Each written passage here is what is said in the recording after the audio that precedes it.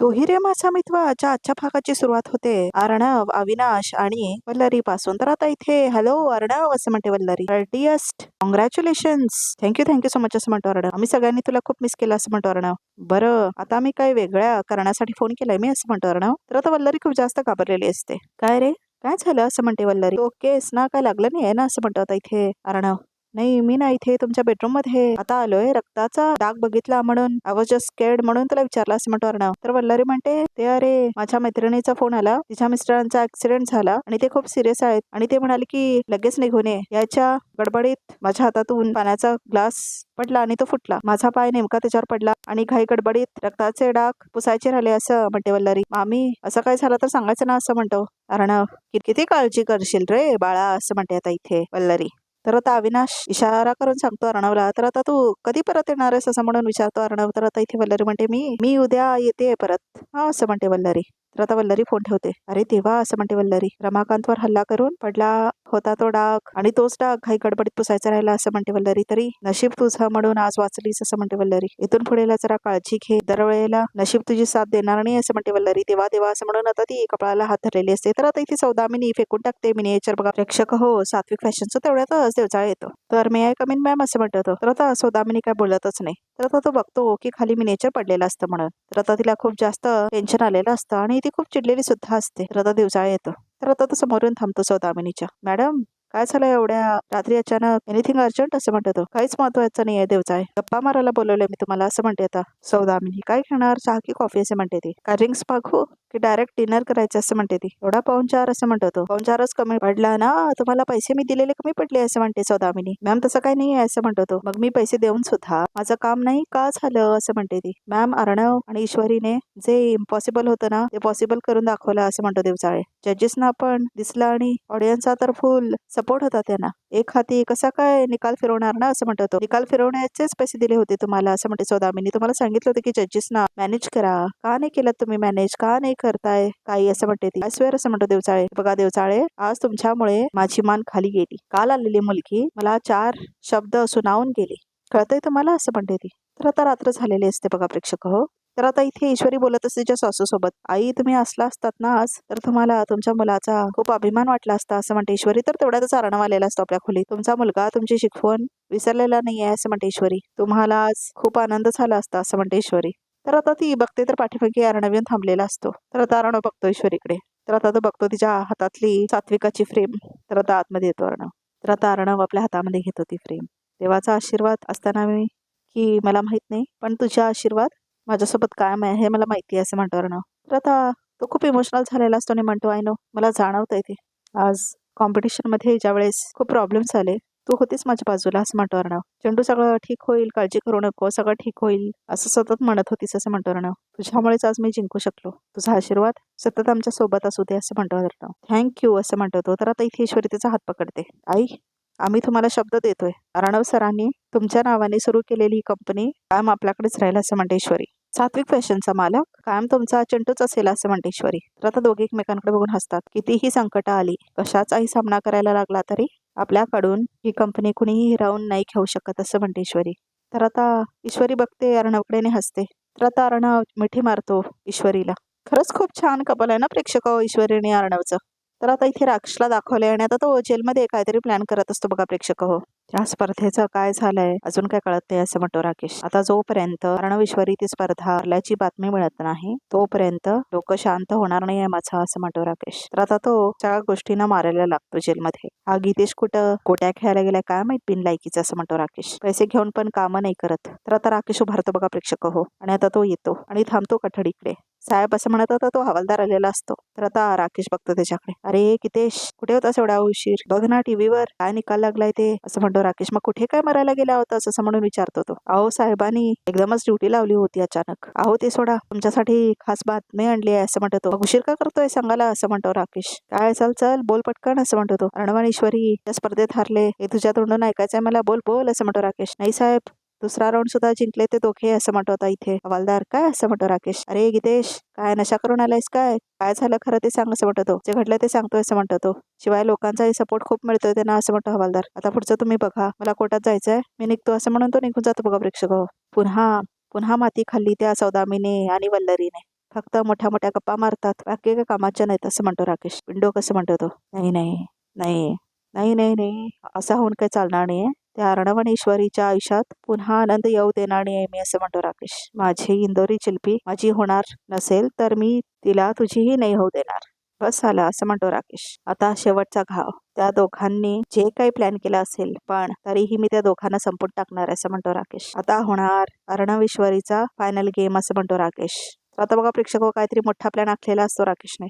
तर आता वल्लरीला कॉल आलेला असतो. तर आता तो सौदामिनीला कॉल केलेली असते वल्लरीने. बोला असं म्हणते सौदामिनी. वल्लरी पाटील बोला असं म्हणते ती. काय ऑर्डर्स आहेत आता माझ्यासाठी असं म्हणते सौदामिनी. काय झालं अशा का बोलताय माझ्याशी असं म्हणते वल्लरी. काय झालं तेही मीच सांगायचं असं म्हणते सौदामिनी. काय करायचं तेही मीच सांगायचं असं म्हणते सौदामिनी. अहो पण असं म्हणते वल्लरी. तू मला फोनवर ना ऑर्डर्स दे ना, मी इथे देवचाऱ्यांना पैसे पण देते, तुला प्रॉपर्टी मधला हिस्सा देते हा असं म्हणते ती. आणि स्पर्धेच्या ठिकाणी माझ्या सगळ्या गोष्टी निष्ठून जाताना मी फ्रस्ट्रेट होऊन बघत राहते. तर आता वल्लरी म्हणते बापरे ही तर खूपच भडकली आहे, तिच्याशी आता बोलण्यात काहीच पॉईंट नाही असं म्हणते वल्लरी. मला ना खूप महत्वाचा कॉल येतोय, मी नंतर कॉल करते हा तुम्हाला असं म्हणते वल्लरी. नाही नाही नाही फोन नाही करायचं मला आता असं म्हणते सौदामिनी. तुला फोनवर अपडेट्स देत बसायला मी काही तुझी सेक्रेटरी नाही, ठेव फोन असं म्हणते सौदामिनी. आणि आता ती फोन ठेवते. तर आता वल्लरी पण फोन ठेवते. तर आता ती काहीतरी विचार करत असते. तर आता इथे रात्रीचीच वेळ असते. तर आता इथे आकाश आपल्या खोलीमध्ये असतो. तर आता नम्रता त्याच्यासाठी काहीतरी आणलेली असते. आकाश असं म्हणते नम्रता कॉफी. तर आता आकाश उठून बसतो. घ्या असं म्हणते ती. आलेच असं म्हणते नम्रता. तर आता इथे आकाश तिचा हात पकडतो. बस ना असं म्हणतो तो. काय असं म्हणते नम्रता. बस असं म्हणतो आकाश. आय एम सॉरी असं म्हणतो आकाश. कशाला असं म्हणते नम्रता. आय नो तू माझ्यावर रागवली आहेस असं म्हणतो आकाश. कॉम्पिटिशन मध्ये आपण फर्स्ट नाही आलो म्हणून अपसेट असतो असं म्हणतो Akash. I am really very sorry असं म्हणतो आकाश. आकाश मी अपसेट असल्याने कुणाला काय फरक पडतो असं म्हणते नम्रता.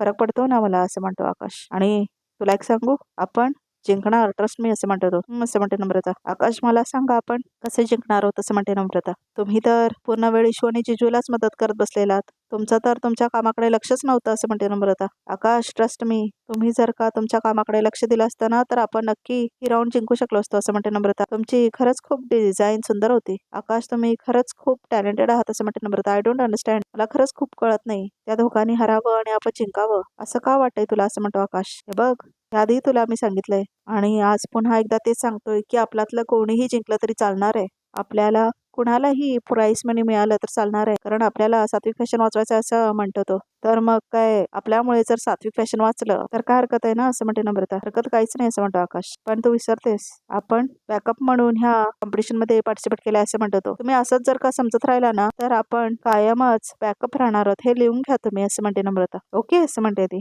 तर आता तेवढ्यातच कॉल आलेला असतो तिला. तर आई म्हणून येतं तिच्यावर. तर आता हॅलो म्हणते नम्रता. काय ग असं म्हणते वल्लरी. काय नम्रता दुसऱ्या राऊंड मध्ये पण मातीच खाल्लीस ना असं म्हणते वल्लरी. आले असं म्हणते आता नम्रता. तर आता बघा प्रेक्षक तिथून निघून जाते नम्रता. तर आता इथे कॉल आलेला असतो ईश्वरीला. तर आता ती बघते. तर आता ती बोलायला लागते. हॅलो बोला शिर्के असं म्हणते ती. सर बिझी आहेत का, त्यांना कॉल करत होतो पण ते रिसीव्ह नाही करतायत असं म्हणतो शिर्के, त्यामुळे मी तुम्हाला कॉल केला असं म्हणतो तो. तर आता ईश्वरी म्हणते ते फ्रेश व्हायला गेले, काय सांगायचं होतं का त्यांना असं म्हणते ईश्वरी. त्यांनाच नाही मॅम तुम्हाला पण सांगायचं होतं असं म्हणतो तो. मला असं म्हणते ईश्वरी. काय हो मॅम अहो कॉम्पिटिशनच्या 2 राऊंड नंतरच तुमच्या आणि त्यांच्या नावाचे फॅन पेजेस ओपन झाले सोशल मीडियावरती असं म्हणतो तो. आणि तासा तासाला त्याचे फॉलोअर्सच वाढतायत असं म्हणतो तो. तर आता ईश्वरीला खूप जास्त आनंद झालेला असतो. काय सांगताय का शिर्के असं म्हणते ती. हो मॅम खरं सांगू तुमचे आता खूप फॅन्स आलेत असं म्हणतो तो. तर आता इथे तेवढाच अर्णव येतो. तर आता ईश्वरी पकडते अर्णवला. हो का असं म्हणते ईश्वरी. माझे फॅन्स वाढलेत, तुमची जोडी ना खरंच खूप हिट झाली मॅम असं म्हणतो शिर्के. मॅम म्हणजे प्रत्येक वेळेला तुम्ही सरांना जे सपोर्ट करताय त्यानंतर सगळी सिच्युएशन तुम्ही हँडल करताय ना ते लोकांना खूप आवडायला लागले मॅम, तुमची जोडी हिट झाली आहे. ते म्हणतात ना तुम्ही एकदम बढिया बढिया जोडी आहे तुमची असं म्हणतो शिर्के. मॅम तुम्हाला सांगतो सगळीकडे नुसतं तुमचीच चर्चा चालू आहे असं म्हणतो तो. बढिया बढिया शिर्के, थँक्यू सो मच असं म्हणते ईश्वरी. बरं वाटलं ऐकून. मॅम 4 राऊंड साठी ऑल द बेस्ट. थँक्यू असं म्हणते ईश्वरी. हो असं म्हणते ईश्वरी. ऐकलत ना माझे फॅन्स आणि फॉलोअर सोशल मीडियावरती किती वाढलेत ते, माझ्यामुळे तुम्ही ही राऊंड जिंकलात असं म्हणतायत लोक असं म्हणते ईश्वरी अर्णवला. सेलिब्रिटी झाले मी, सेलिब्रिटी असं म्हणते ईश्वरी. सेलिब्रिटी असं म्हणतो अर्णव. गुड फॉर यू असं म्हणतो अर्णव. गुड नाही एकदम बढिया बढिया असं म्हणते ईश्वरी. बढिया असं म्हणतो अर्णव. म्हणजे तुला असं म्हणायचंय सगळं की सगळं तू केलीस असं म्हणतो अर्णव. हो असं म्हणते ईश्वरी. म्हणजे मी ज्या चिंध्यांपासून ती डिझाईन तयार केली ते काहीच नाही असं म्हणतो अर्णव. तर आता ईश्वरी म्हणते मी मशीन रिपेअर केलेच नसतं तर तुम्ही ते डिझाईन युनिक डिझाईन कसं केलं असतं असं म्हणते ईश्वरी. मिस इंदौर जर मला त्या डिझाईनची आयडिया म्हणजे सिंजुकीची आयडिया सुचलीच नसती तर मशीनचं काय केलं असतं आपण असं म्हणतो अर्णव. एक मिनिट असं म्हणते ईश्वरी. माझे फॅन्स आणि फॉलोअर्स वाटतायत याची तकलीफ होते ना तुम्हाला असं म्हणते ईश्वरी. जेलसी असं म्हणते ईश्वरी. हा असताय कशाला, तुला माझे फॅन्स आणि फॉलोअर्स दिसतायत असं म्हणतो अर्णव. बघ मी ना आधीपासून फेमस आहे ऑलरेडी. तू आता फेमस व्हायला लागलेस माझ्यामुळे, कळलं ना तुला, असं म्हणतो अर्णव. नम्रता नम्रता असं म्हणते वल्लरी. एवढी थंड कशी काय ग तू? दुसरा राऊंड हारून सुद्धा ईश्वरी बघ दुसरा राऊंड सुद्धा जिंकले ती, असं म्हणते वल्लरी. आई हे बघा तुम्ही सांगितल्याप्रमाणे मी ड्रॉप्स टाकले होते, त्याचा परिणाम व्हायचा होता तो झाला सुद्धा, तरी तुम्ही मला का ब्लेम करताय असं म्हणते नम्रता. अरे हो तरी ती ईश्वरी जिंकलीच ना असं म्हणते ती. तुम्हाला सारखं ईश्वरी हरावी असंच वाटते असं म्हणते नम्रता. पण आम्ही दोघं जिंकलोय असं थोडंही कौतुक नाही का हो तुम्हाला, असं म्हणते नम्रता. नाही काय आहे ना ह्या घरातल्या कोणत्याच माणसाला आमचं कौतुक नाही असं म्हणते नम्रता. कोणीच आम्हाला क्रेडिट देत नाही आणि तुम्ही तरी काय करताय, तुम्ही पण फक्त आम्हाला फक्त ब्लेम करताय असं म्हणते नम्रता. बघ क्रेडिट देत नाहीये असं नाहीये, आणि माझा मुलगा आणि सून जिंकले याचं कौतुक नसेल का मला सांग बरं असं म्हणते वल्लरी. पण तसं वाटत नाहीये ना असं म्हणते नम्रता. आणि मला सांगा तुमचा राग नेमका ईश्वरीवर आहे की हा कुटुंबावर आहे असं म्हणते ती. मला फक्त एवढंच वाटतंय की मी जिंकून आपल्या कुटुंबावरचं संकट टाळावं असं म्हणते नम्रता, आणि त्याचं सगळं क्रेडिट फक्त आणि फक्त मलाच मिळावं आणि इशूपेक्षा जास्त मान मला मिळायला हवा या घरात असं म्हणते नम्रता. पण आई तुमच्या बोलण्यातून फक्त इशू हरावी हेच फ्रस्ट्रेशन जाणवतंय का असं म्हणते नम्रता. आपण दोघी मिळून जे काय करतोय त्याचा हेतू काय आहे हेच मला कळत नाही असं म्हणते नम्रता. नम्रता हे बघ तू शांत हो आधी असं म्हणते वल्लरी. अगं मला सुद्धा तुझं या घरात महत्व वाढावं, तुला सुद्धा मान मिळावा असंच वाटतं ना, म्हणून तर हे सगळं करतोय ना आपण असं म्हणते वल्लरी. मग तुम्ही इशू कसा हरेल ह्याच्यापेक्षा आम्ही कसं जिंकेल हे बघा ना असं म्हणते नम्रता वल्लरीला. बरं काय करू सांग असं म्हणते वल्लरी. आई तुम्ही काय करू शकता, म्हणजे तुम्ही त्या आयोजकांना मॅनेज करू शकता, मी कशी जिंकेन यासाठी प्रयत्न करू शकता असं म्हणते नम्रता. म्हणजे आमच्यामुळे सात्विक फॅशन वाचेल असं होईल, त्या घरात आम्हाला मान मिळेल, बाकी काही नाही आहे असं म्हणते नम्रता. तर आता इथे अर्णवाने ईश्वरीला दाखवलंय. अगं हे हॅलो तुझं माझं लग्न होतं हे कळलं ना तेव्हा लाखो टीएम झाले मला मुलींचे, त्यांचा हार्टब्रेक झाला असं म्हणतो Arnav. You don't believe it, हे बघ अजून आहेत असं म्हणतो अर्णव. रीटा हे बघ बघ असं म्हणतो, दाखवतो फोन आपला. बघ मला किती मुली पहिला प्रेम करायचे आणि लग्न ठरल्यावर कसं त्यांचा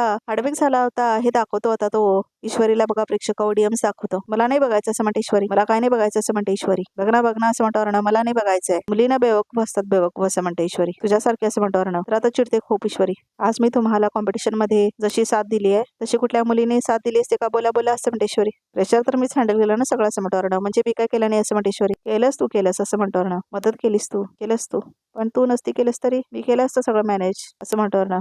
तर आता ईश्वरी उभारते. असं सोडणार नाही मी असं म्हणते ईश्वरी. रिवेंज घेणार मी असं म्हणते ईश्वरी. तर आता ती जे कपडे असतात ते घेऊन जाते आणि फेकते अर्णवच्या अंगावर. पुसा केस अजून तसेच ओले आहेत, नाहीतर माझ्या शेजारी रात्रभर शिंकत झोपायला असं म्हणते ईश्वरी. अक्षी करत कसं असं म्हणतो अर्णव. एकदाच दाखवणार असं म्हणते ईश्वरी. तर आता तो पुसून घेतो आपली केस. थँक्यू असं म्हणतो अर्णव. तू बस ना तिथे असं म्हणतो अर्णव मुद्दाम.